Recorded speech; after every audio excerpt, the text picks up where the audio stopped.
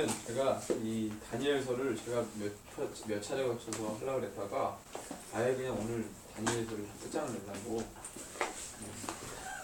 다니엘서를 끝장낸과 동시에 계시록에 있는 내용을 그래서 오늘 다니엘서 9장 24절에서 27절을 집중해서 보고요. 그것이 계시록과 이어지고 그래서 이 다니엘서와 예레미야와 에스겔 전체적으로 계속 보겠습니다. 그래서 우리 자주 들었던 친구들은 뭐 괜찮은데 우리 처음 듣는 집사님들 한결이나 영규나 이런 친구들은 우리 주희나 그럴 수 있는데 네. 성경을 확인하시고 보시면서 보셔야 되겠습니다.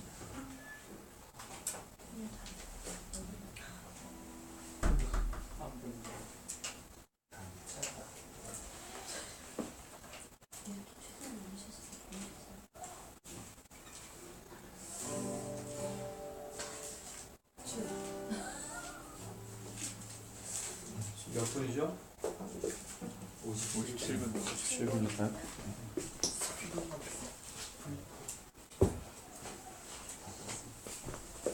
바로 얘기를 시작하도록 하겠습니다.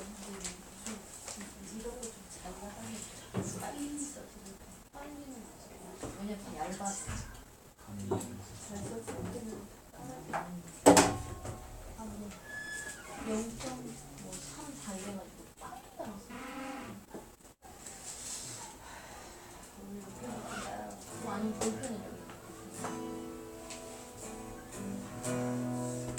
밖에 문을 좀 닫아주세요.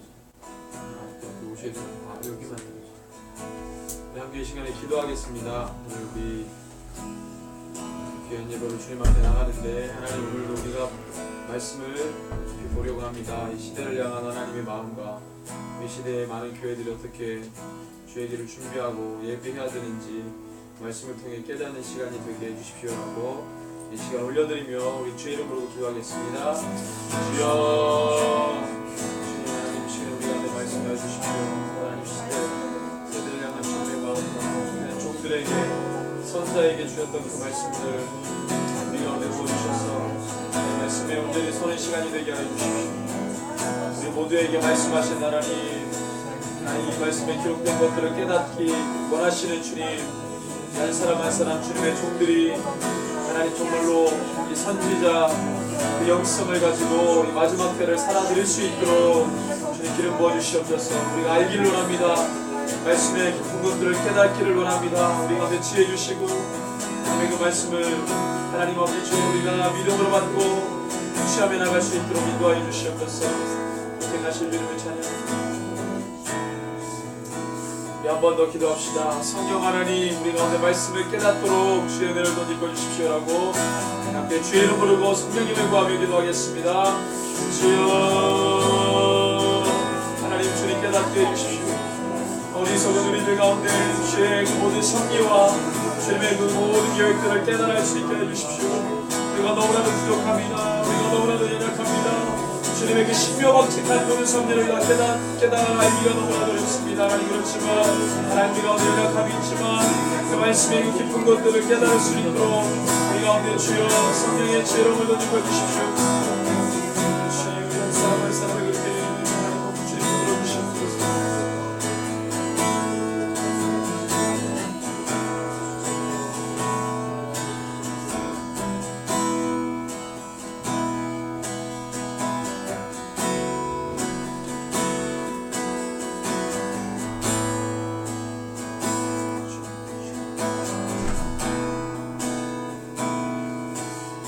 좋으신 하나님 감사합니다.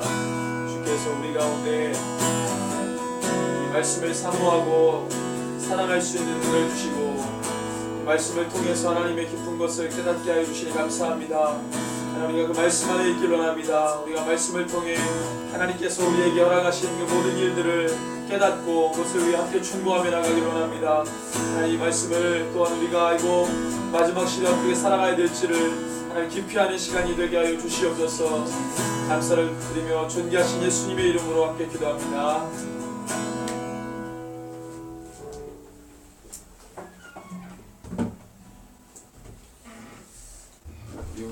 말씀은 다니엘서 9장 24절에서 27절 말씀을 우리 같이 한번 보겠습니다.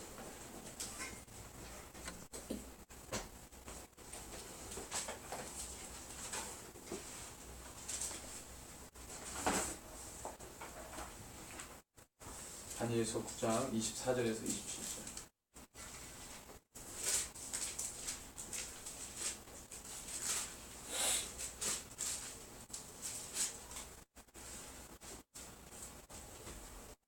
우리 같이 한번 큰 목소리로 같이 합독합니다. 내 백성과 내 거룩한 성을 위하여 이른 이래를 기한으로 정하였나니 허물이 그치며 죄가 끝나며 죄악이 용서되며 영원한 의가 드러나며 환상과 예언이 응하며 또 지극히 거룩한 이가 기름 부음을 받으리라.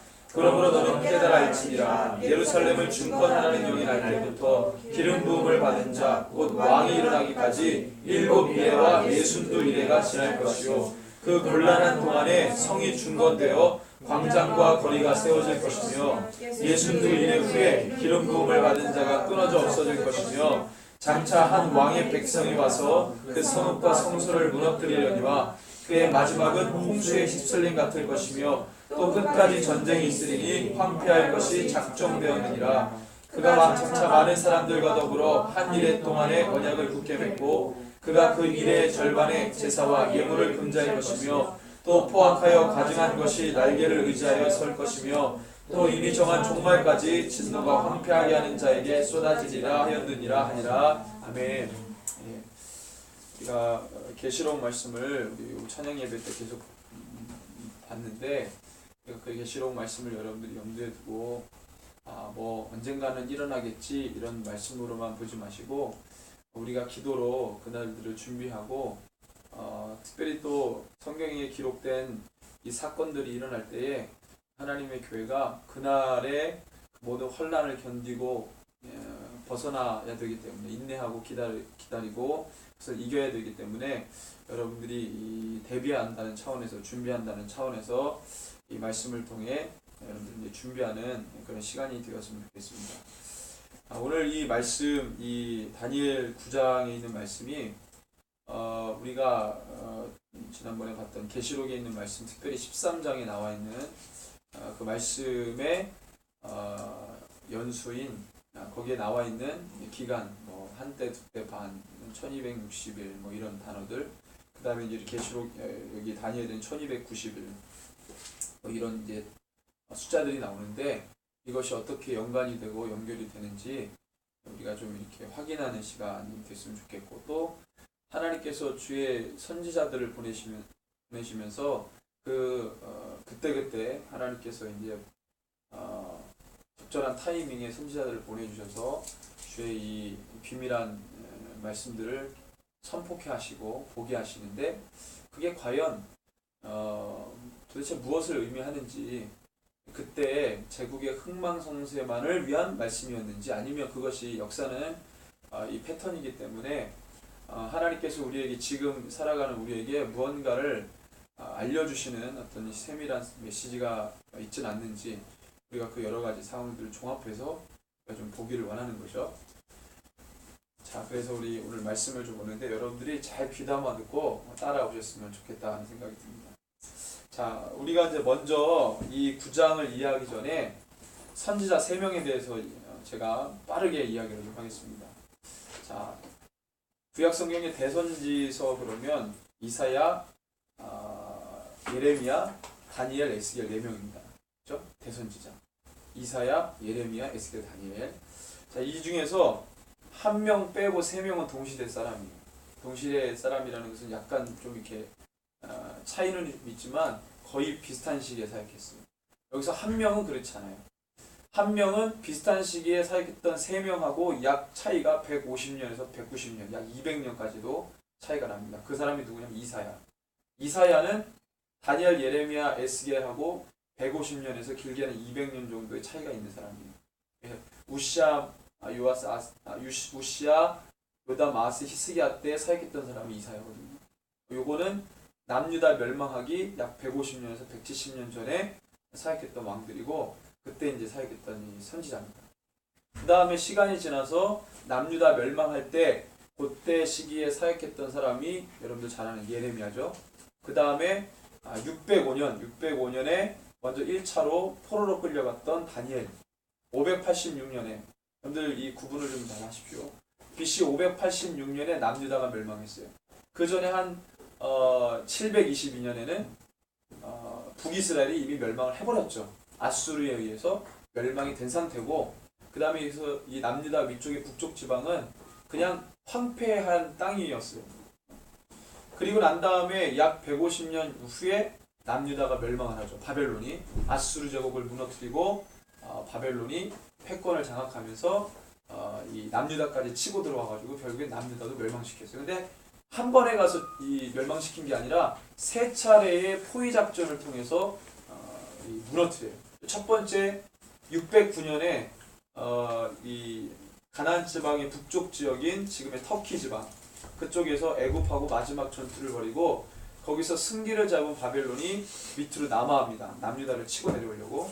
원래는 애굽이 왜 북쪽까지 올라갔냐면 애굽 군대가 원래는 자기 나라 국경선에서 싸우면 되는데 이 중동 전체의 패권을 자기네들이 한번 넘보려고 거기까지 군대를 끌고 올라왔어요. 올라왔는데 바벨론에서 무너뜨리자 완전히 이제 꺾여가지고 도망갔죠. 그래서 이제 그때 이 남유다도 동원이 되고 그래서 남유다 괘씸하니까 그때 이 남유다의 정치 위정자들은 친애굽이었거든요.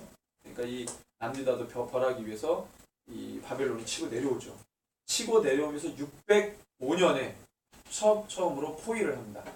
남유다를 바벨론이. 그때 포위를 하고 그때 포로로 끌려간 사람이 바로 다니엘이에요. 다니엘 605년에. 그 다음에 여기 그 남유다 테라키를 한번 보여줄래?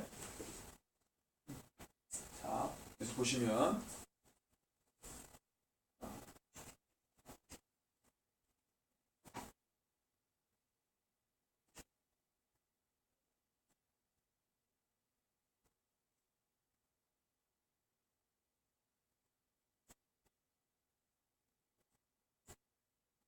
예, 1차 침공이 605년 느부갓네살이 정확하게는 느부갓네살 2세인데 이 사람이 605년에 처음으로 남유다 여호야김 왕 때 1차 침공을 해서 이 많은 사람들을 포로로 끌려갈 때 다니엘도 끌려갔을 때 이때는 예레미야가 사역을 하고 있을 때입니다.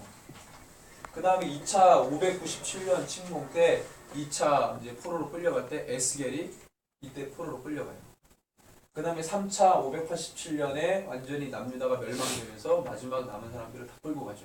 이 세 번에 걸쳐서 느부갓네살이 남유다를 이제 다 멸망을 시켜요. 최종적으로 멸망된 때가 586년 정확하게는 포위를 587년에 해서 586년에 완전히 멸망해요.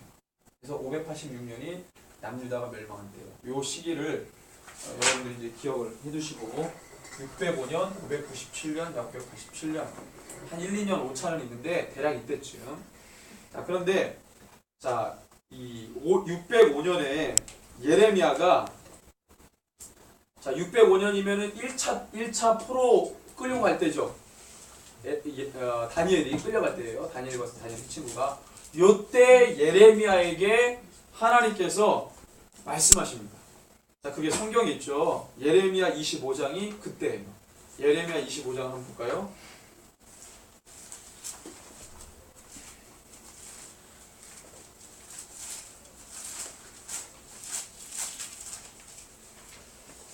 예레미야 25장의 요야김 시대 때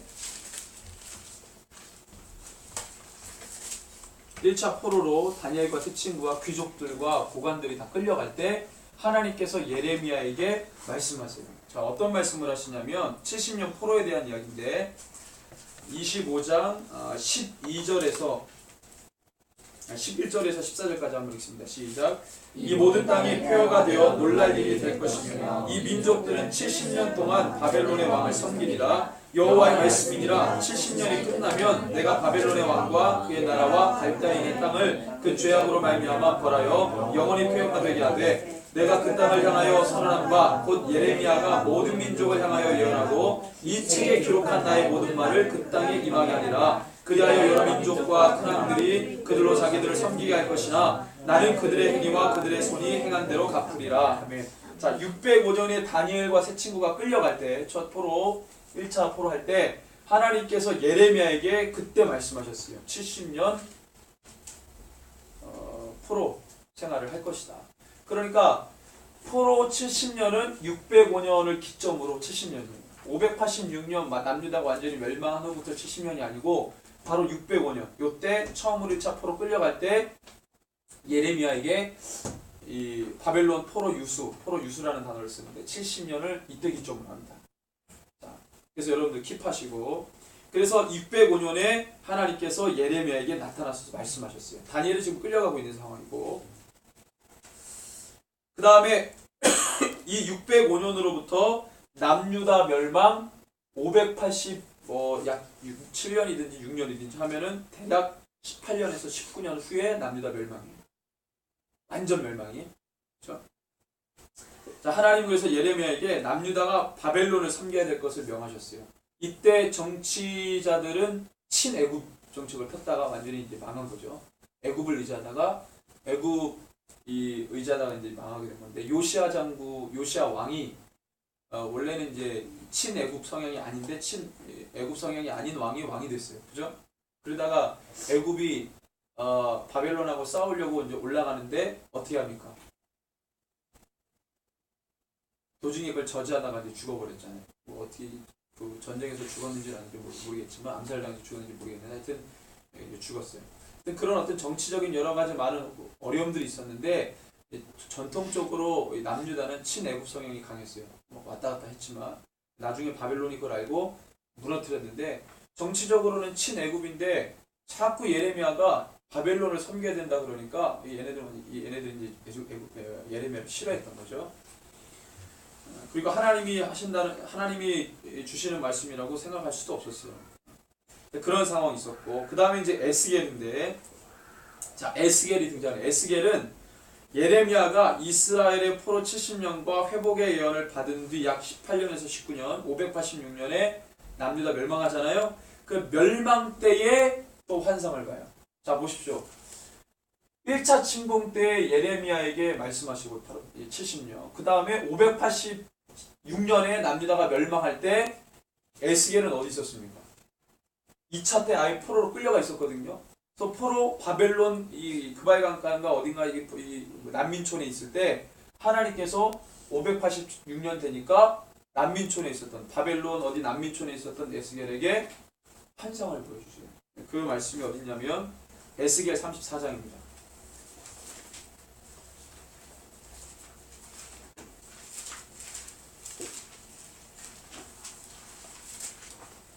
에스겔 34장 21절에서 22절.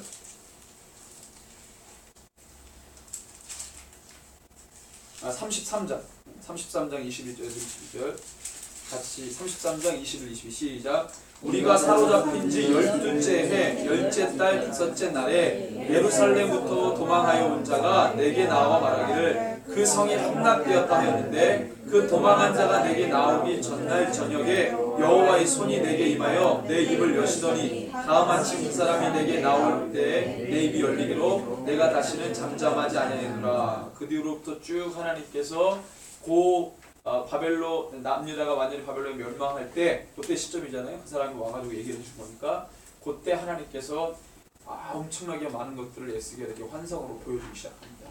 그 절정의 내용이 36, 37장, 38장 뭐 이렇게 쭉 나가는 거죠. 그러니까 이제 정리를 하면 이거예요. 1차 침공 때는 예레미야에게 말씀하셨고 70년. 그 다음에 586년에 남유다가 멸망할 때 2차 때 벌써 이 바벨론으로 끌려갔던 에스겔에게 하나님께서 이 환상으로 보여주셨다는 거예요. 여러분 정리되시죠? 그 다음에 이제 우리가 보고 싶은 것은 이제 다니엘인 거죠. 다니엘. 자, 다니엘인데 다니엘은 자 예레미야가 70년 바벨론 그 포수 말씀을 받은 605년 그해 바벨론 포로로 잡혀갔다고 했어요. 그죠? 여러분들 이제 다니엘서 9장을 좀 보시고 9장 1절에서 3절을 좀 보시는데 그리고 에스겔이 말씀을 받은 586년은 에스겔이 말씀도 받았고 남유다가 멸망한 해예요. 자부터 다니엘이 바벨론 포로 70년의 시기와 그 마침에 대해 깨달았을 때가 언제냐? 다니엘이 바벨론 70년 예레미야의 글을 깨닫잖아요. 보고 그게 어느 시점이냐? 자, 9장 다니엘 9장 1절에서 2절을 볼까요?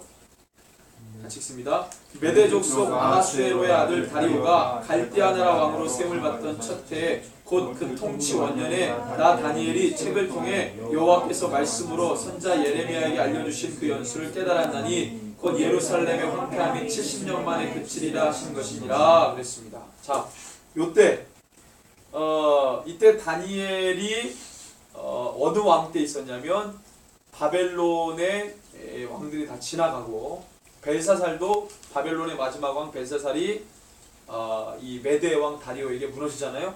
그 메대 다리오 왕은 누구의 조정을 받고 있었냐면 페르시아의 왕 고레스의 조정을 받고 있었고 대리적으로 전투를 수행해서 바벨론을 이제 무너뜨린 거고 거기에서 이 잠시 부분 점령 군주로 메대 다리오가 통치를 하고 있었을 때예요. 그때 처음으로 그 땅을 바벨론을 다 무너뜨려서 처음 사역을 시작했던 그 다리오 왕 때 메대 다리오예요. 페르시아 다리오 말고 그때 하나님이 다니엘을 통해서 예레미야가 요때 70년 포로를 요때 하나님이 예레미야에게 말씀하셨잖아요. 그 70년 포로 그 이야기를 다니엘이 메대 다리오 왕 때 그때 깨달았다 이거예요. 자, 그럼 이 시점이 어떤 시점이냐면 자 보십시오.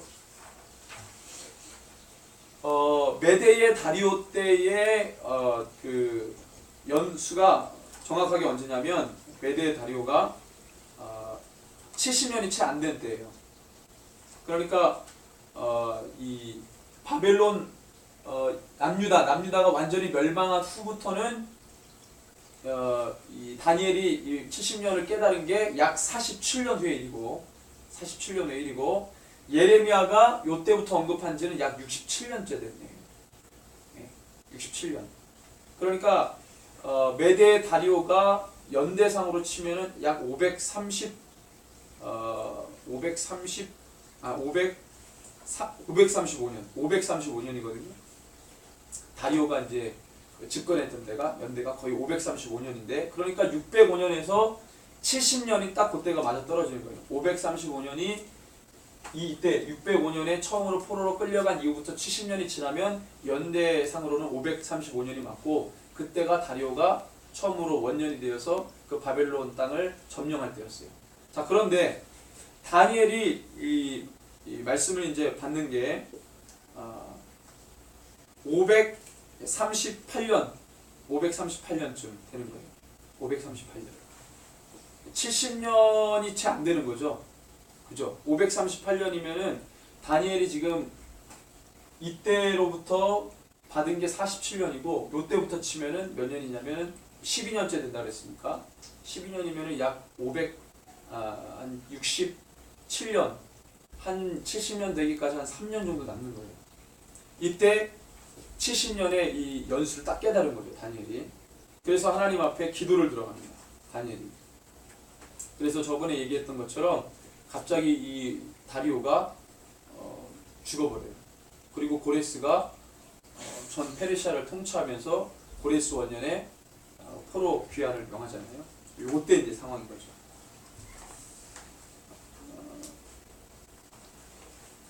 그래서 이제 이 다니엘의 기도를 통해서 하나님께서 바벨론 70년의 포로를 하나님께서 다 이렇게 기도로 풀어주시고 모든 이 유대인들이 고토로 이제 돌아갈 수 있도록 하신 거죠. 근데 이 예언이 이사야 때 이미 예언된 거니까 한 200년 전에 고레스라는 왕이 모를 때 이사야를 통해서 200년 전쯤에 하나님께서 말씀하시잖아요. 이사야 44장에 이제 그 문이 나오는데, 자 이제 그런 상황에서 하나님께서 9장에 보니까 바벨론 포로 70년이 끝난 그 상황에서 거의 끝나가는 상황에서 그것만 보여주신 게 아니고 다니엘에게 더 깊은 것을 보여주셨다는 게 9장의 아주 그 신비로움이죠. 그게 오늘 읽었던 24장에서 27장입니다. 하나님께서 주의 선지자들을 보내시는 그 타이밍이 1차 침공 때는 예레미야에게 이제 바벨론 70년을 이제 얘기하신 거예요. 처음으로 바벨론 포로로 끌려갈 때 70년의 상황들을 보여주신 거예요. 너희들이 이방에서 계기됐다가 나중에 돌아올 것이다. 이 말씀을 하시면서 그 다음에 이제 에스겔을 통해서 이 남유다 멸망할 때 고해 때 에스겔에게 이후에 되어질 모든 일들을 다 보여주시고, 그렇죠? 그 다음에 이제 다니엘에게 바벨론 70년이 다 끝나갈 때 또 하나님께서 다니엘에게 나타나셔서 그때의 바벨론 이 포로에 끌려왔던 모든 사람들이 페르시아 때 다 고토로 돌아가는 것뿐만 아니라 이후에 있을 모든 일들에 대해서 다 하나님 보여주시는 거예요. 그러니까 이게 다 연관돼 있어요. 연관돼 있고. 왜냐하면 하나님께서 하실 일들 먼저 주의 종들에게 뭐냐면 준비시키시고 기도케 하시는 거예요. 바벨론 포로 70년이 끝나가는 것도 이 다니엘의 기도를 통해서 앞당겨지거든요. 그래서 하나님께서 이렇게 준비시키시는 거죠. 우리가 미리 이런 것들을 왜 공부를 하냐면 교회가 그것들을 위해서 계속 기도를 해야 된다는 거예요. 하나님께서 하실 일들에 대해서 발맞춰 기도를 해야 된다는 거죠. 자, 그래서 오늘 쭉 보고 싶은 게 24절을 한번 같이 한번 읽어보겠습니다. 24절 같이 읽습니다. 시작. 내 백성과 내 거룩한 성을 위하여 이른 이래를 기한으로 정하였나니 허물이 그치며 죄가 끝나며 죄악이 용서되며 영원한 의가 드러나며 환상과 예언이 임하며 또 지극히 거룩한 이가 기름 부음을 받으리라 그랬습니다. 자, 이 24절의 말씀은요 단순하게 뭐 이렇게 이 유대 백성들을 위로하기 위한 말씀이 아니에요. 여러분은 여기서 이 표현된 단어들이 자 이른 이래를 기한으로 정했다 그랬습니다. 이른 이래 허물이 그치며 죄가 끝나며 죄악이 용서되며 영원한 의가 드러나는 그때예요. 그리고 환상과 계시가 응하는 그때, 거룩한 이가 기름 부음 받은 그때예요. 이거는 가고 오는 모든 세대에 다양하게 나왔던 이야기를 하는 게 아니라 단 한 번만 나오는 얘기예요. 죄가 끝나는 게 언제가 오면 죄가 끝나겠어요? 영원한 의가 언제 오면 영원한 의가 오겠어요? 이거는 굴레처럼 세상 가운데서 다양하게 왔던 얘기를 하는 게 아니라 단 한 번에 오는 얘기들을 하는 거예요. 단 한 번밖에 오지 않는 얘기. 죄가 끊어지는 날은 예수 그리스도가 다시 올 때 죄가 끊어지는 거죠. 그러니까 지금 우리가 겪지 않은 이후에 있어야 될 일들에 대해서 하나님께서 다니엘에게 말씀하셨다는 거예요. 특별히 이 이른 이래에 대해서 이야기하는데 이른 이래라는 것은 여러분들 이른은 숫자상으로 무엇을 표현합니까? 이른 70이죠. 70. 이래는 뭡니까? 7이라는 숫자예요. 그러니까 70이 7번이라고 하는 숫자의 기간을 말합니다. 그래서 여러분 여기서 보면은 내 백성과 내 거룩한 성을 위해 하나님의 백성을 위해 이른 이래를 기한으로 정했다 그랬습니다. 그러니까 70년, 이 70년을 이스라엘은 무슨 안식년, 70년 이후에 안식년을 얘기하는데 이 백성들을 위한 이 70년 안식년이 7번 거쳐진다는 거예요. 총 그래서 70년이 7번이니까 기간상으로 몇 년입니까? 77에 49니까 총 490년이 내 백성과 내 성을 위해 준비한 기간이라고 말하는 거예요. 490년. 그래서 이 490년은 백성과 성을 위해 정한 기간이라고 말씀하신 거예요. 자, 그러면 중요한 거는 이 70일에가 언제부터 70일인지가 중요한 거예요. 언제부터 70일에 이게 분명하지 않으면 우리가 이제 모호해지는 거죠. 자, 그래서 이 성경이 나오잖아요. 25절. 이게 언제부터냐? 25절을 같이 읽습니다. 그러므로 너는 깨달을지니라 예루살렘을 중건하라는 영이 날 때부터 기름 부음을 받은 자 곧 왕이 일어나기까지 7이레와 62이레가 지날 것이요 그 곤란한 동안에 성이 중건되어 광장과 거리가 세워질 것이며 그랬습니다. 자, 70이레인데 70이 7번이니까 처음에 7이레가 나오죠. 7이레 그 다음에 62이레가 지난다 했어요. 7이레와 62이레. 7이레하고 62이레를 합하면은 몇 개예요? 69이레죠. 그러면 70이레가 되려면 몇 이레가 남은 거예요? 한 이레가 남은 거예요. 그러니까 내 백성을 위해 490년이라고 하는 기간이 필요한데 그 중에서 처음에 7이레하고 62이레를 딱 잘라서 얘기하신 거예요. 나머지 한 이래는 나중에 여기 나오죠. 27절에 나오잖아요. 그래서 지금 처음에 7이래와 62이래와 마지막 한 일에 대해서 하나님께서 말씀하시는데 우리가 처음에 보면 자 그러면 이 70일의 시점은 언제부터라는 거예요? 다시 말하면 예루살렘을 중건하라는 영이 날 때부터라고 말씀하십니다. 예루살렘 성을 중건해라. 그때부터 이 7이래가 적용이 되는 거예요. 490년의 시작이 예루살렘을 중건하라는. 이거를 누구 때 얘기했어요? 다니엘 때 얘기한 거예요. 다니엘은 중앙성소에서 제사를 드리지 않았던 때죠. 왜? 포로기로 다 끌려갔으니까. 포로로 다 끌려간 때잖아요. 돌아온 때가 아니고 끌려가서 있는 중에 있으니까 예루살렘에서 성전을 지내지 않은 때란 말이에요. 그러니까 다니엘 때 겪는 일이 아니라 그 이후에 겪는 일이겠죠. 상식적으로. 자 그러면은 예루살렘을 중건하라는 명령이 날 때부터 계산해서 처음에 7일 했으니까 49년이 지난 거죠. 자 이거는 성전도 포함되지만 성전뿐만 아니라 예루살렘 도시를 말하는 겁니다. 이제 고레스도 성전 재건을 명했고 다리오도 성전 재건을 이제 명했고 아닥사스다 에스라 7장에 보면은 거기도 성전 재건을 말하는데 느헤미야서에 보면은 성전 재건뿐만 아니라 성과 도시 재건에 대해서 언급해요. 느헤미야서 2장 한번 볼까요? 느헤미야서 2장.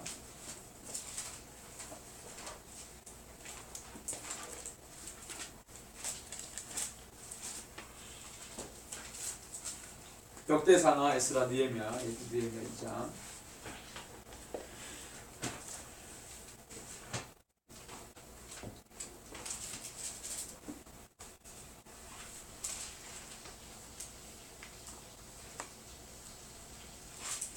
이 장에 보면은 느헤미야가 근심하게 얼굴빛이 근심하도록 있으니까 아닥사스다가 평소에 신뢰했던 느헤미야에게 너 얼굴빛이 왜 그러냐 그랬더니 느헤미야가 얘기 못하다가 자기 민족의 슬픔을 이야기를 하게 되는 거죠. 그래서 왕이 너가 이 무엇을 원하는지 내가 그것을 해주겠다 그렇게 이제 약속을 해주니까 느헤미야가 그때 이제 이야기를 하게 됩니다.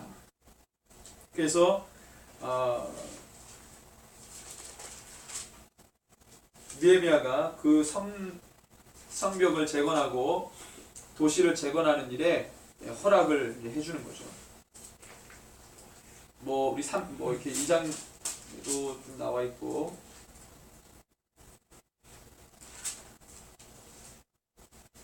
뭐 성벽도 불타고 이런 얘기를 쭉 하니까 이제 이걸 허락을 하죠.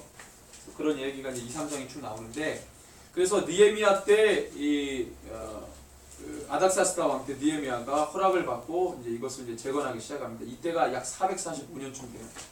그러니까 다니엘은 약 90여 년 후에 일어날 일들에 대해서 하나님께서 지금 이제 말씀해 주시는 거죠. 그래서 이 성전 도시 재건에 대한 조서가 아닥사스다라고 하는 왕으로부터 난 그때부터 70일에 49년이 이제 시작이 되고 7일에가 지나고 난 다음에 이제 성읍이 세워지게 되는 거예요. 성읍이. 그리고 60일에 즉 434년이 지나면 기름 부음 받은 자가 끊어진다고 다니엘서 9장에 보니까 나오죠. 다니엘서 9장 26절에 보면 62일의 후에 기름 부음을 받을 자가 끊어져 없어질 것이며 장차 한 왕의 백성이 와서 그 성읍과 성소를 무너뜨리려니와 그렇게 얘기했습니다. 기름 부음 받은 자는 누구를 얘기하겠어요? 기름 부음 받은 자는 예수 그리스도를 말합니다. 그러니까 처음에 7일에가 지날 49년이 지나고 난 다음에는 아닥사스다가 성전을 재건하라고 말했던 이후부터 49년이 지날 때에는 이 도시가 재건이 된 상태고 그 다음에 62일에가 지나니까 기름 부음 받은 자가 왔다가 끊어져 없어진다는 얘기예요. 이 전체가 490년이라고 하는 건데 자 이게 보면은 계산을 좀 할 필요가 있는데 이 기름 부음 받은 자가 끊어져 없어진다는 것은 이제 메시아의 죽음을 예언하는 건데 자 총 7일에와 62일에를 계산하면 7일에하고 61일 69일에죠. 그러니까 곱하기 7하면 483년이 돼요. 약 483년. 자 49년과 그 다음에 434년이면 483년 똑같아요. 483년이에요. 자 유대인들은 한 달을 우리처럼 뭐 이렇게 30일로도 했다가 31일로 했다가 이렇게 되지 않고 유대인은 무조건 한 달을 30일로 계산해요. 그래서 이 한 달이 330일이면 1년이 며칠입니까? 360일이죠. 360. 우리로 하면 365일이 1년인데 유대인들 계산법은 한 달을 무조건 30일로 계산하기 때문에 360일이에요.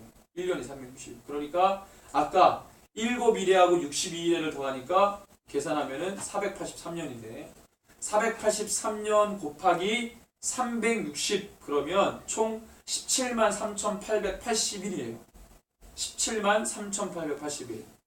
근데 이것을 오늘날 1년을 365일로 계산하면 다시 환산하면 아까 말했던 433년 곱하기 365 그러면 47만 6,383년 1이 되는 거예요. 1. 47만 6,383일. 그래서 쉽게 계산하면은 이게 연수로 하면 476년이 되는 거예요. 476년. 자, 아닥사스다가 도시를 재건하라고 선포한 이후부터라 그랬잖아요. 시점이 그때부터예요. 그때가 연수로 445년입니다. BC 445년에 재건을 명하고 그때부터 계산하니까 476년 후예요. 그래서 이것을 계산하니까 이렇게 됩니다. BC에서 AD로 이렇게 계산하면 보통 예수님께서 AD 몇 년에 사역하셨다고 보죠? 학자들이? 네? 성경에는 그게 안 나와 있는데 이렇게 계산하면은 기가 막히게 예수님이 사역했던 그 시기가 AD 20년에서 30년 사이에 요 말씀 다니엘서 이 말씀을 가지고 계산합니다. 유대인들이 1년을 360일로 하는 계산법을 하고 그 다음에 지금 1년을 365일로 계산하면 계산이 AD 20년에서 30년 사이. 근데 예수님이 BC 4년에 태어났다 그러잖아요. 마이너스 4년 해도 우리가 지금 생각하는 그 AD 20년에 30년 사이에 예수님 그 사역 기간이. 그러니까 지금 다니엘서에서 말하는 이 7일에와 그 다음에 예순두 일에 이것을 계산하면은 AD 20년에서 30년의 계산이 나오는 거예요. 그러면 여기서 언급한 기름 부음 받은 자가 나왔다가 끊어져 없어졌다. 요게 맞아 떨어지는 거죠. 그죠?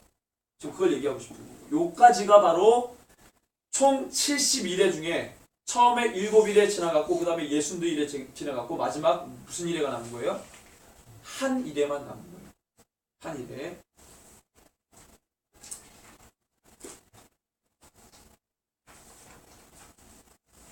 자, 이 한 일회에 대한 이야기는 어디 나오냐면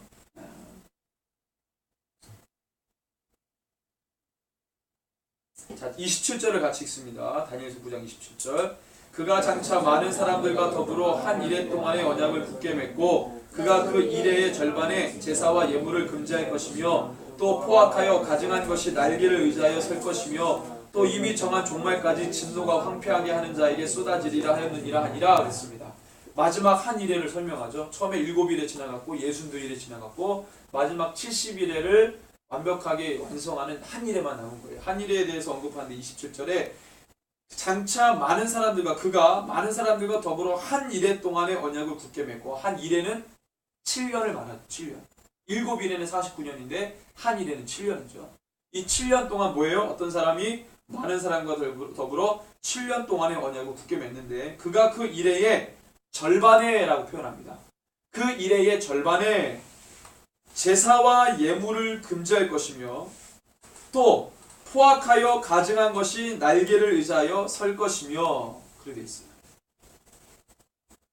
자, 여러분들 이게 지금 이 다니엘 시대 때 이야기도 아니고 그 다음에 지금 우리가 역사적으로 경험했던 일이 아니에요.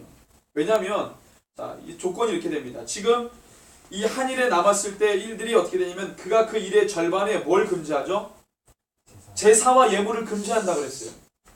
자, 다니엘 시대 때에는 제사를 드리지 않을 때이죠. 회복을 바라고 있을 텐데 제사를 드릴 때는 아니었어요.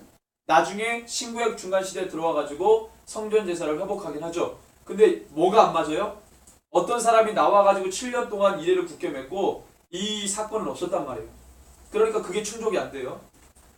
성전 제사가 신구약 중간 때 드리긴 들었지만 뭐가 안 맞냐면 어떤 사람이 나와서 7년 동안 언약을 굳게 맺고 그것을 명했던 사건이 없어요. 그러니까 이것만 보면 이 두 가지 충족을 성전 제사를 폐하고 어떤 사람이 7년 동안 언약을 굳게 맺었던 이 조건이 되려면 아직 역사적으로 한 번도 이런 비슷한 사건이 없었다는 거예요. 그러면 지금 아직까지 경험해보지 못한 사건입니다. 나머지 한 일의 7년에 관한 이야기는 아직 우리가 경험하지 않은 사건이라 이 말이에요. 그래서 내 백성과 내 성을 위해 70일회를 기간으로 정했는데 처음에 7일회와 62일회는 다 지나갔어요. 다 성취됐다 이 말이에요. 마지막에 62일회가 지나고 메시아가 와서 이 기름 부음 받은 자가 와가지고 끊어졌던 이 사건은 지나갔고 마지막에 한 일회에 남은 사건이 지금 우리에게 남겨진 거예요. 한 일의 사건이. 자 그러면은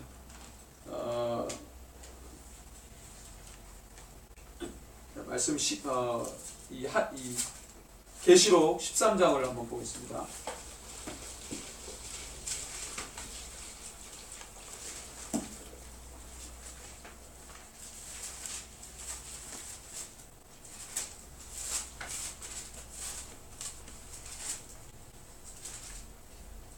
그 다음에 마태복음 24장을 여러분들이 딱 손으로 껴보십시오.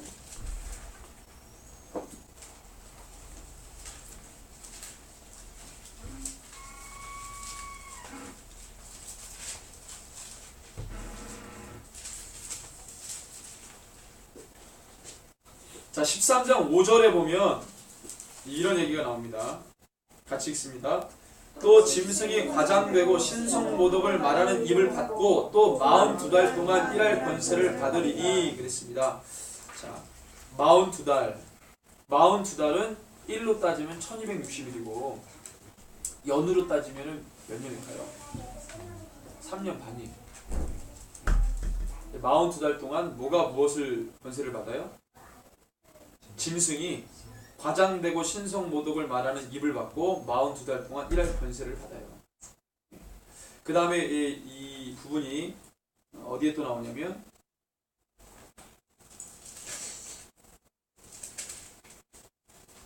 자 14절 12장 14절 같이 읽습니다. 그 여자가 큰 독수리의 두 날개를 받아 광야 자기 곳으로 날아가 거기서 그 뱀의 낯을 피하여 한 때와 두 때와 반 때를 양육받으며 그랬습니다.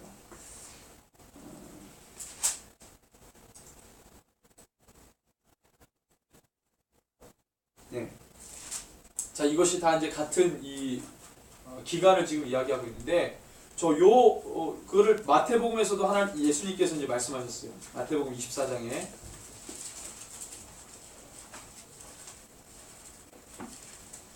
어떤 식으로 말씀하셨냐면 마지막 때 어떤 일이 일어날 거냐면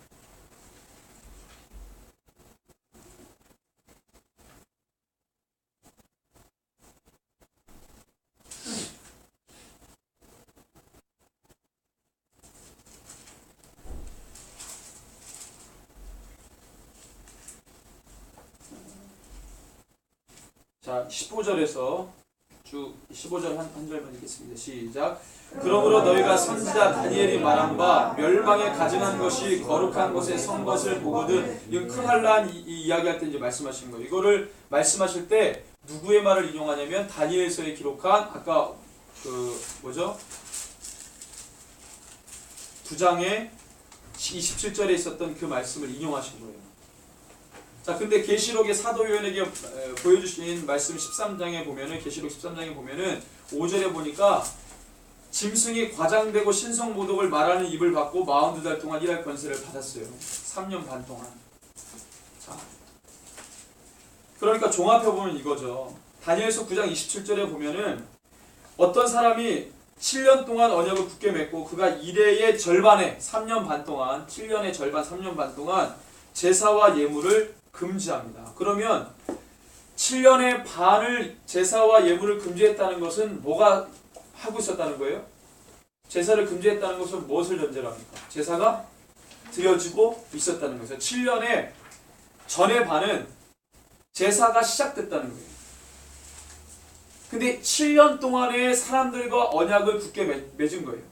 7년 동안에 언약을 맺은 사건이 있고 그 사건 이후에 반은 제사를 드리도록 허용한 거예요. 나머지 반은 그 제사를 폐한 거죠.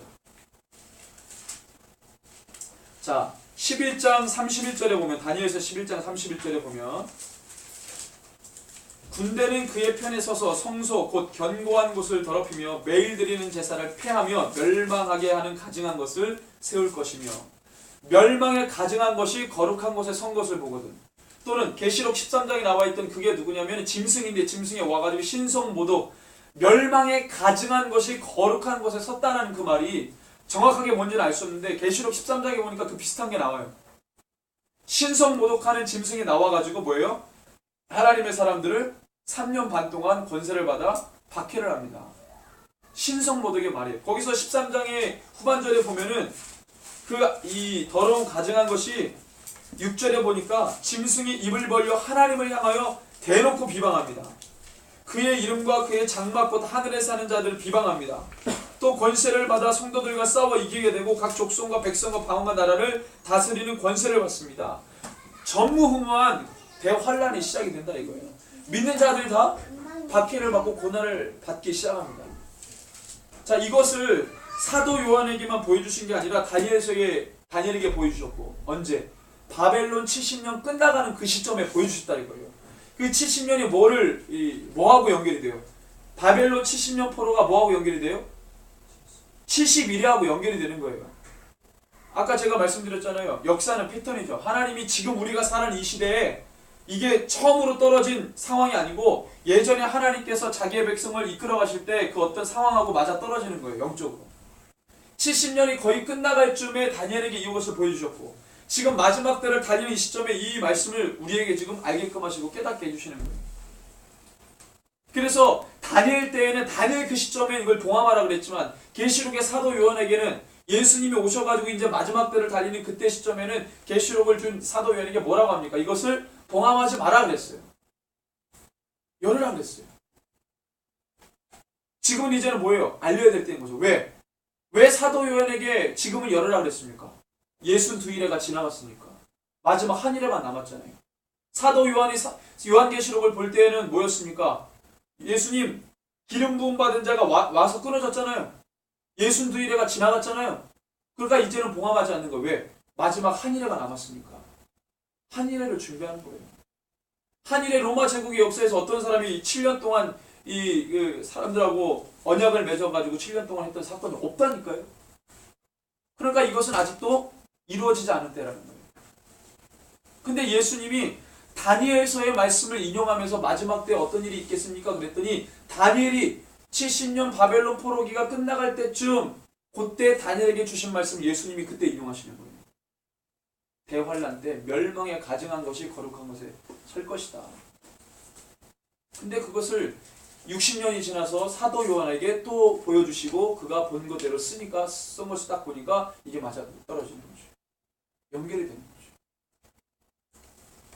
어쨌든 간에 중요한 것은 거두절미하고 마지막 때에 하나님을 대놓고 비방하는 자들이 나온다 이거예요. 신성모독하는 애들이 나온다 이거예요. 그들은 하나님의 백성을 대놓고 공격한다 이거예요. 사상으로 공격하든 정말로 죽이려 달려들듯이 공격을 하든 믿는 자들이 박해를 당하고 어려움을 당하는 일이 마지막 때 있다는 거예요.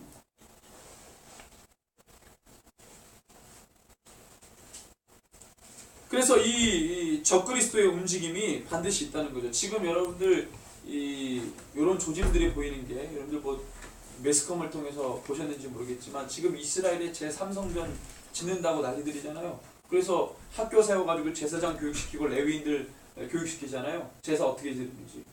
여기 그 이스라엘에서도 제3성전 짓는다고 그러지만 우리나라에서도 어떤 장로님이 학교 세워가지고 이 구약에 있는 율법대로 양 잡고 하는 것 하잖아요. 유튜브에 찾아보면 나옵니다. 어떤 장로님이 그 학교를 세웠어요. 실제로 사람들 목회자들 불러다 놓고 똑같이 구약의 번제단, 물두멍 이거 다 해놓고 그대로 그 구약에서 제사하는 걸 그대로 보여주는 그게 있어요. 학교가. 그걸 왜 하는지 모르겠어요.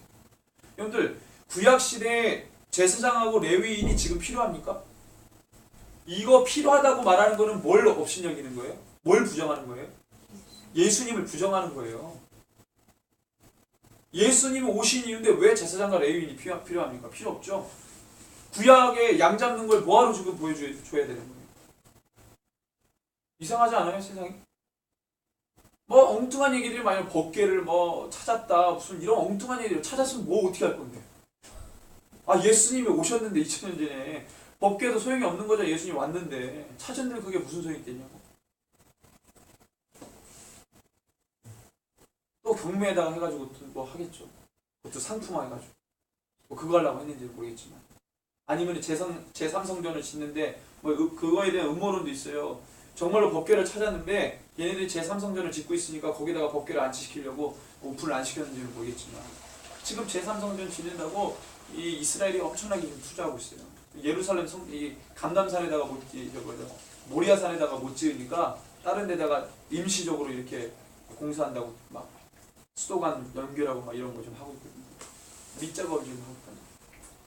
그 사람, 그 제사를 집전하는 사람들을 양성시키고, 이건 예수 그리스도를 부정하는 행위죠. 돈이 많으니까 이제 그런 일들을 하는 거예요. 그리고 난 다음에 12장에 보니까 다니엘서 12장 또 나와요. 12장. 자, 이게 뭐 또 계속 나와요.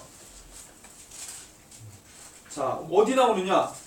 자, 8절에서 12장 8절에서 13절까지 같이 읽습니다. 시작. 내가 듣고도 깨닫지 못한지라 내가 이르되 내 주여 이 모든 일의 결국이 어떠하겠나이까 하니 그가 이르되 다니엘아 갈지어다. 이 말은 마지막 때까지 간수하고 봉함할 것임이니라. 많은 사람이 연단을 받아 스스로 정결하게 하며 희게 할 것이나 악한 사람은 악을 행하리니 악한 자는 아무것도 깨닫지 못하되 오직 지혜 있는 자는 깨달으리라. 매일 드리는 제사를 피하며 멸망하게 할 가증한 것을 세울 때부터 1290일을 지낼 것이요 기다려서 1300 이르는 그 사람은 복이 있으리라. 너는 가서 마지막을 기다리라. 이는 내가 평안의 시대가 끝날에는 내 몫을. 자, 1290일 같은 경우에는 이 여러분들 유대일로 계산했을 때 1290일. 그러니까 3년 반을 어떻게 계산하느냐에 따라서 나오는 이 일자예요. 그러니까 중요한 거는 3년 반, 그러니까 7년, 한 일에 대한 묘사인데, 한 일회를 전 3년 반, 후 3년 반 이런 얘기를 합니다. 그 근거가 정확하게 뭐 7년을 반으로 쪼개가지고 이런 얘기는 안 나오지만, 적어도 다니엘서와 그 다음에 다니엘서 9장과 11장과 12장과 계시록 13장, 14장 이런 것들을 우리가 볼 때 나오는 거예요. 매일 드리는 제사를 폐하며 멸망하게 할 가증한 것을 세울 때부터, 그죠? 멸망에 가증한 것이 거룩한 것에 선 것을 볼 때에 너희들은 도망가라 그랬어요. 유대인들. 그 멸망에 가증한 것이 어디에 서겠습니까? 거룩한 곳이라고 하면 유대인들에게 거룩한 곳이면 어디예요? 예루살렘 성전 하나밖에 없어요. 어디 부엘세바 살아도 너 이 거룩한 곳이 어디냐 그러면 부엘세바에 사는 사람이 주민이 예루살렘 성전이요. 갈릴리에 있는 사람 보고 너 거룩한 곳이 어디냐 그러면 예루살렘 성전이요. 이렇게 말하는 거예요. 유대인들이 거룩한 곳이라고 생각하는 곳 바로 예루살렘. 거기에 가증한 것을 계시록의 표현을 보니까 신성모독에서 하나님을 참남된 말로 모독하는 자. 그가 그곳에 설 때 그걸 보거든 유대인들은 빨리 도망가요. 매일 드리는 제사를 폐하고. 그러니까 매일 드리는 제사를 폐했다는 것은 그 전에 제사가 시작됐다는 거잖아요. 그렇죠? 지금 그것을 아주 공교롭게도 이 이스라엘이 준비를 합니다. 매일 드리는 제사를 시작한다고. 매일 드리는 제사는 율법에 아침과 저녁 매일 드렸잖아요. 번제. 그거 얘기하는 거예요. 아침과 저녁에 매일 번제를 드리는 거. 번제는 자원제죠? 우리 배웠죠? 번제는 자원제.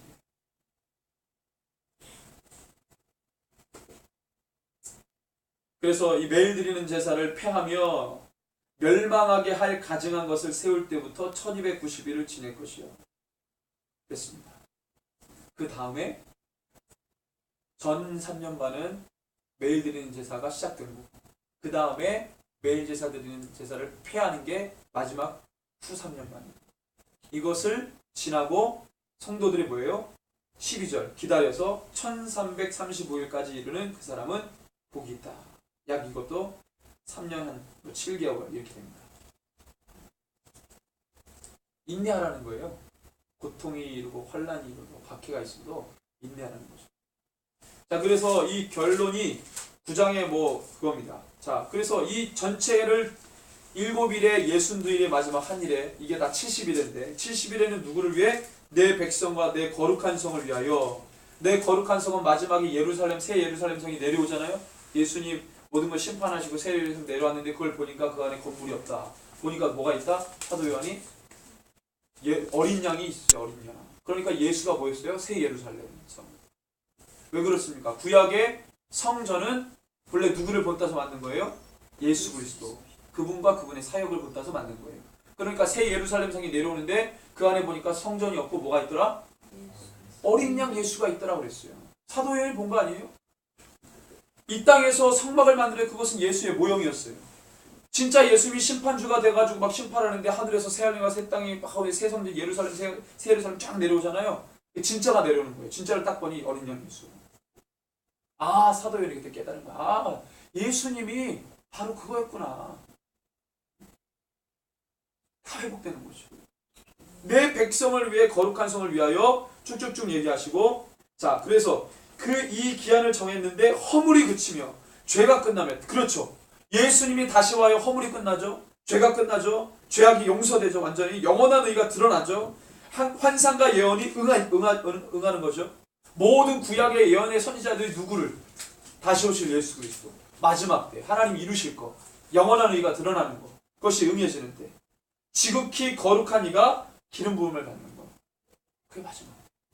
이 70일을 언제? 70년 포로 생활이 거의 끝날 때쯤 다니엘에게 말씀하셨다 이거예요. 선지자들을 괜히 보내주신 게 아니에요. 그 시대에만 맞는 말씀을 주시려고 나타나신 게 아니에요. 보내신 게 아니에요.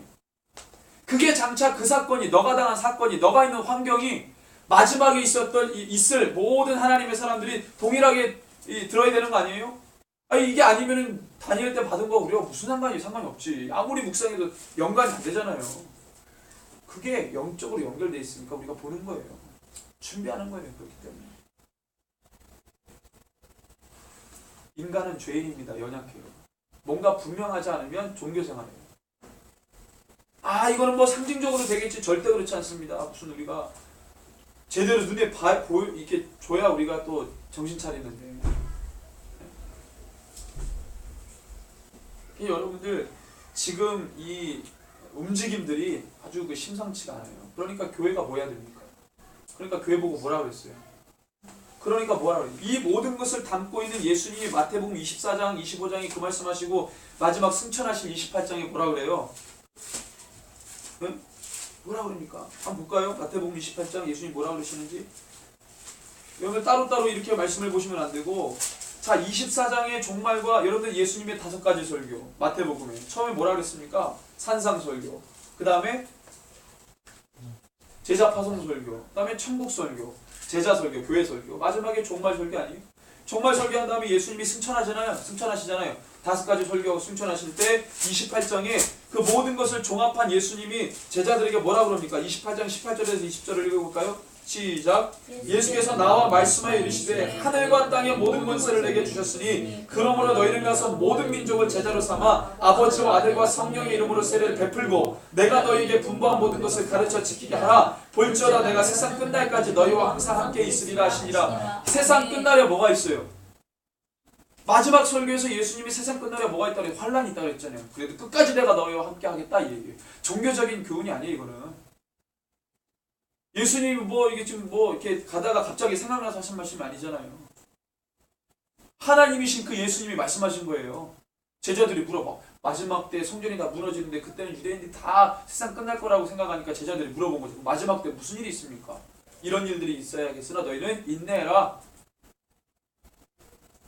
그리스도가 여기 있다 저기 있다 해도 나가지 마라. 미혹되지 마라.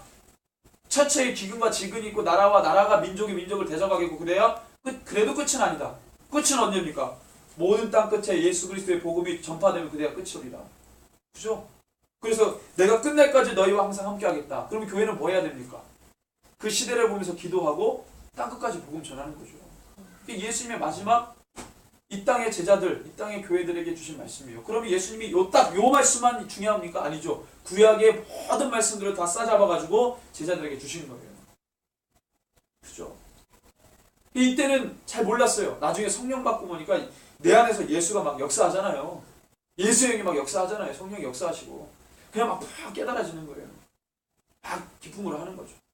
예전에는 이 종교 지도자들이 막 죽이려고 달려드니까 막 문 잠그고 숨어서 두려워했단 말이에요. 예수님이 부활하셨는데도 불구하고 선뜻 나서지도 못하고 막 여자 종들은 막 기쁘다고 다니고 막 이 제자들을 찾아다니면서 막 그걸 선포하는데 12제자는 막 무서워가지고 문 닫고 저 있다가 나중에 저녁 때쯤에 나와가지고 예수님이 오시니까 막 거기서 막 난리 치잖아요. 그렇죠? 근데 성령 받은 그 제자들이 죽이려고 달려드는 그 종교 지도자들 앞에서 베드로가 막 선포하잖아요. 설교하잖아요. 죽이려면 죽여라. 나를 가두려면 가둬라. 더 기뻐하잖아요. 이게 뭡니까? 마지막 예수님의 명령을 지키고 그것을 생명과 같이 여기는 제자들이 마지막 날이 본인이 생각할 때는 그때가 마지막인 줄 알았겠죠. 왜? 환란이 막 오니까. 환란이 오니까.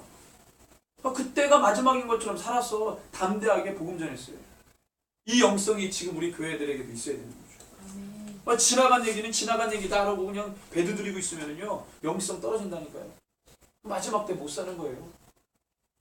언제가 됐든 간에 마지막이라고 생각하고 살아내는 것이 교회가 영성을 지키는 최후의 방법입니다. 방법. 그것이 아니면 그냥 세워라 되어라 언젠간 되겠지 이러고 사는 거예요. 오늘 우리가 이 다니엘서에 우리가 좀 너무 빨리 이렇게 봤는데 나중에 기회가 되면 다니엘서를 조목조목 보면서 또 에스겔과 또 예레미야 말씀을 조목조목 보면서 그것을 좀 더 자세하게 좀 보고 싶은데 오늘 하여튼간에 여러분들 이 바벨론 70년과 그 다음에 내 백성을 위해 한 70일에 이 하나님의 계획을 이 다니엘에게 주신 것과 같이 우리에게 지금 하나님께서 마지막 때를 살아가는 우리들에게 말씀하십니다. 그리고 중간에 까먹을까 싶어가지고 사도 요한을 통해 또 지그시 하나님께서 말씀해 주시면 또 우리가 안 잊어버리죠. 다니엘하고 우리가 갭이 큰데 중간에 딱 사도 요한을 딱 끼워 넣으셔가지고 또 깨닫게 하셨으니까 우리가 마지막 때를 정말 깨어 있어서 믿음으로 잘 살아갔으면 좋겠습니다. 우리 이 시간에 함께 기도합시다. 우리 시대를 놓고 중보하길 원하는데 하나님 세상이 불의하고 악하고 예수가 구원의 유일한 소망인 것을 하나님 버젓이 성경에 기록된 것도 아니라고 말하는 자들이 있는 시대입니다. 오 주님 불법과 이 불의가 판을 치는 이 시대 하나님 믿는 자들이 깨어있게 하여 주시옵소서. 하나님 우리가 어디에 있든지 무엇을 하든지 주님께서 우리와 함께 하신다는 그 사실을 기억하게 해주시고 하나님 우리가 사명 감당하는 주의 일꾼들이 되게 해주십시오. 하나님 아버지 주님 우리 한국교회가 무너져가려고 합니다. 정말로 예수의 하나님 그 유일한 길이요 진리요 생명 되신 그 진리가 계속해서 왜곡당하고 도전받고 있습니다. 주님 이것을 우리가 믿음으로 지켜내게 하여 주시옵소서. 한국교회가 다시 살아나게 해주십시오. 우리 함께 주님 앞에 이 기도를 올려드리며 함께 기도하겠습니다. 주여 하나님 아버지 우리가 오늘 연약합니다. 부족합니다. 하나님 깨어있기 원합니다.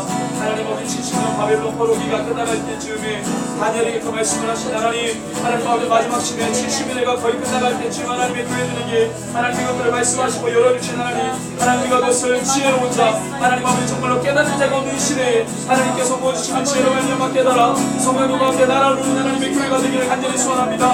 아버지 누구든지 다 이것을 하나님 믿지 아니하고 하나님 왜곡하고 하나님 아버지 진리를 가리려고 하는 많은 자들이 있는데 하나님 우리가 말씀이 기록된 것을 그대로 드러내며 하나님 아버지 그 말씀을 붙들고 살기를 합니다. 그리 아니하실지라도 하나님 아버지 날마다 우리가 하나님 아버지 정말로 마지막 때를 사는 것과 같이 아버지 복음을 증거하고 복음을 나타내며 전달하는 하나님의 사명 감당하기를 원합니다. 주 하나님 아버지 이 시대가 그치다는데 하나님 아버지 예수 그리스도의 하나님 아버지 그 복음의 능력이 하나님 아버지 온전히 전파되게 하여 주시옵소서. 영혼들이 살아나고 깨어나게 하여 주시고 살아나게 하여 주십시오. 하나님 아버지 그리스도 하나님 아버지 모든 세대가 아버지 주의 영광을 보게 하여 주시옵소서. 하나님 아버지 모든 민족이 예외 없이 아버지 살아계신 하나님 앞에 나아갈 수 있게 하여 주시옵소서. 그 사명을 하나님 이 시대마다 교회들이 열어가신 하나님을 찬양합니다. 우리 가운데 세임을 불어넣어 주시옵소서. 하나님 아버지 진물에 빠지지 않게 하여 주시옵소서. 하나님 아버지 우리에게 주신 하나님의 그 모든 하나님 아버지 연수와 아버지 주님의 마음과 뜻이 하나님 아버지 우리 가운데 하나님 아버지 그대로 하나님 아버지 적용되게 하여 주시고 그 말씀의 능력으로 사는 아버지 거룩한 교회가 되게 하여 주시옵소서. 주님 하나님 아버지 우리가 하나님 아버지 주를 뒤로 물러서지 않습니다. 하나님 아버지 능력이신 하나님을 붙들고 날마다 아버지 주를 사모하고 사랑하는 마음으로 이 시대 모든 죄악을 아버지 하나님 이겨나갈 수 있게 하여 주십시오. 하나님 우리 가운데 하나님 아버지 불법이 성행하지 않게 하여 주시고 우리의 삶이 하나님 아버지 죄악이 하나님 아버지 주의 영성이 떠나는 게 없게 하여 주시며 아버지 날마다 우리가 주님과 함께 동행하며 이것을 사모하며 더 사모하며 더 사랑하게 하여 주시옵소서. 우리 마음 가운데 하나님 아버지 불붙는 주님을 향한 그 마음이 하나님 아버지 주님이 속되지 않게 하여 주시고 하나님 아버지 주님과 신의 기회까지 활활 타오르게 하여 주시옵소서. 하나님 아버지 분향단의 불이 꺼지지 않는 것처럼 우리의 주님 앞에 나오는 우리 소원이 하나님 아버지 꺼지지 않게 하여 주시옵소서. 사라지지 않게 하여 주시옵소서. 주님 그렇게 주님 앞에 우리의 삶을 태워드리길 원합니다. 우리의 삶에 하나님 아버지 주님을 향해 활활 타오르길 원합니다. 하나님 아버지 정서와 감정과 우리의 모든 것이 아버지 오직 주를 위해 하나님 아버지 타오르길 원합니다. 우리를 태워주시옵소서. 성령의 불로 태워주시옵소서. 주님 우리 한 번 더 우리의 자신을 올려드리며 기도합시다. 하나님 내가 주의 말씀의 몸으로 살기를 원합니다. 말씀에 기록한 것이 살아 움직이길 원합니다. 그 말씀을 따라 살기를 원합니다. 하나님 아버지 주님 내 마음 가운데 무뎌진 영성을 깨워 주시옵소서. 이 시대를 놓고 주님과 함께 가슴을 치며 축복할 수 있는 영혼들이 침륜에 빠져가는 것을 보고 하나님 아버지 외면치 않으며 아버지 한 사람 한 사람 한 영혼 한 영혼 목자 없는 양같이 반응하는 것을 보고 하나님 아버지 우리가 가슴을 치며 함께 기도할 수 있기를 원합니다라고 우리 나 자신과 이 시대를 올려드리며 한 번 더 축복하겠습니다. 주여 주님 우리가 믿고 따라가는 예수 하나님 아버지 그분이 하나님 아버지 모든 것 되심을 하나님 우리가 믿습니다. 하나님 아버지 여전히 우리와 함께 하신 주님 하나님 아버지 생각과 마음 가운데 여전히 자리하시는 주님 오늘도 연약한 우리들에게 예수의 이름을 불러 회복되기를 원하는 자들이 용서하여 주시고 아버지 주님 정말로 주님의 은혜를 하나님 아버지 주님의 회와 같이 아버지 늦은 비와 이른 비와 같이 우리 가운데 부어주신 하나님을 찬양합니다. 하나님 아버지 주님 우리 가운데 촉촉히 적시어 주시옵소서. 다시 적지 않은 것으로 우리를 먹여주시고 채워주십시오. 하나님 아버지 주님 우리가 그렇게 주님으로 만족하기를 원합니다. 우리가 날 주님으로 살기를 원합니다. 우리가 주의 말씀을 생명같이 여기고 하나님 아버지 살기를 원합니다. 주여 우리 가운데 기름 부어 주시옵소서. 머리부터 발끝까지 주의 거룩한 영혼만 살게 하여 주시옵소서. 우리 가운데 하나님 아버지 말씀의 능력으로 누려 주시옵소서. 주님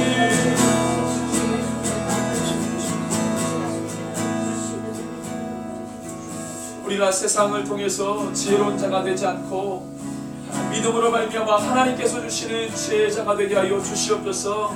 우리가 성령으로부터 배우기를 원합니다. 말씀을 주어도 깨닫지 못하는 자가 마지막 때 있을 것이라고 주님이 말씀하셨습니다. 하나님 우리는 눈으로 보고 귀로 들으며 깨닫는 자가 되기를 원합니다. 하나님의 말씀을 깨닫고 그 말씀을 통해 준비하는 자가 되기를 원합니다. 마지막 시대에 분명한 것은 하나님을 외면하는 자들이 많아진다고 말씀하신 것입니다. 하나님 아버지 주님 우리가 정말로 등리 여기는 마음으로 주님을 등지고 세상으로 향해 나아가려고 하는 자들을 위해 축복해 하여 주시옵소서. 하나님 아버지 그들이 하나님 아버지 죽지 않고 살기를 원합니다. 에스겔에게 보여준 그 메마른 뼈들 주여 그 메마른 뼈들에게 생기야 불어라 라고 했을 때 그들이 하나님 아버지 주님 정말로 하나님의 군대가 되었던 것처럼 살아나자마자 주님 앞에 쓰임받은 군대가 되었던 것처럼 성령의 새바람이 모든 열방 가운데 불어지게 하여 주시옵소서. 우리가 속해 있는 지역과 우리가 속해 있는 민족과 하나님 아버지 모든 열방 가운데 아버지 하나님 모든 것을 살아나게 할 성령의 새바람이 불어오게 하여 주시옵소서. 세상이 죄악으로 치닫습니다. 사람들의 생각과 마음을 다 훔쳐갔습니다. 하나님 아버지 도적입니다.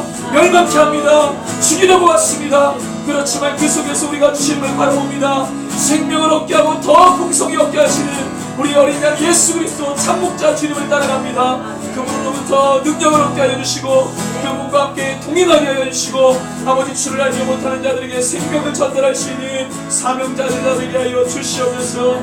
우리의 마음이 너무나도 아픕니다. 아버지 하나님 정말로 주를 알지 못한 채 죽어가는 많은 영혼들이 있지 않습니까? 아버지 하나님 그들이 너무나도 불쌍합니다. 주의 이름을 들어야 될 텐데 아버지 그들의 영혼을 구원받아야 될 텐데 아버지 하나님 정말로 주를 알지 못하고 하나님 듣지 못한 채 의미 없이 전쟁으로 죽고 기아로 죽어가는 영혼들이 있지 않습니까? 주의 우리의 부패함과 부도덕 때문에 아버지 주의 이름을 듣지 못하는 자들 있지 않습니까? 주의 하나님 아버지 각종 병과 질병으로 죽어가는 자들 있지 않습니까? 주여 우리의 죄 때문입니다. 우리의 약함 때문입니다. 주여 사단 우리를 죽이려고 합니다. 주의 이름을 듣지 못하게 합니다. 주여 하나님 우리의 믿음을 연약하게 만들었습니다. 주여 우리를 살려주시옵소서. 말씀으로 살아나게 하여 주시옵소서. 하나님 우리를 긍휼히 여겨 주시옵소서. 아버지는 정말로 시기에 빠진 다니엘에게 마지막 때에 70년 보로 귀한 그 놀라운 소망의 말씀을 주신 것과 같이 아버지 우리에게 소망을 주십시오. 예수 그리스도를 통한 소망을 주시고 그 소망이 모든 자들에게 차별 없이 들려지게 하여 주시옵소서. 우리가 그렇게 산 소망을 모든 자들에게 들려주길 원합니다. 에스겔에게 명하신 모든 이 죽어가는 뼈들에게 새끼야 불어라라고 에스겔에게 아버지 전파케 하신 주님, 우리에게도 그 사명을 주시니 감사합니다. 우리로 하여금 성령이 불어오게 하여 주시오라고 날마다 기도하고 간구하게 하여 주시옵소서. 우리의 섬김과 헌신을 통해 아버지 주님이 그렇게 사랑하시는 자들이 살아나게 될 줄로 믿습니다. 하나님 아버지 죽어가는 불신 다시 한번 성령의 불로 활활 타오르게 하여 주시옵소서. 꺼져가는 불 끝이 아니하시는 이름을 찬양합니다. 우리가 다시 살기를 하고 우리가 다시 일어나기를 합니다. 깨워 주시옵소서. 아버지 신랑 맞이하는 거룩한 식구가 되게 하여 주시옵소서. 그렇게 하신 주님을 찬양하며 경배하며 반드시 이루실 예수 그리스도의 이름으로 함께 기도했습니다. 지금은 우리 구주 예수 그리스도의 크신 은혜와 하나님 아버지의 무한하신 사랑과 성령 하나님의 위로 감동 교통 충만 치유케 하심이 예수로 말미암아 다시 살기를 소원하는 우리 새벽 이슬 공동체 모든 예배자들 머리 위에 저들의 삶의 환경 위에 고백 위에 이제로부터 영원토록 함께 계실지어다. 아멘. 하나님 앞에 영광의 박수 올려드리며 마칩니다.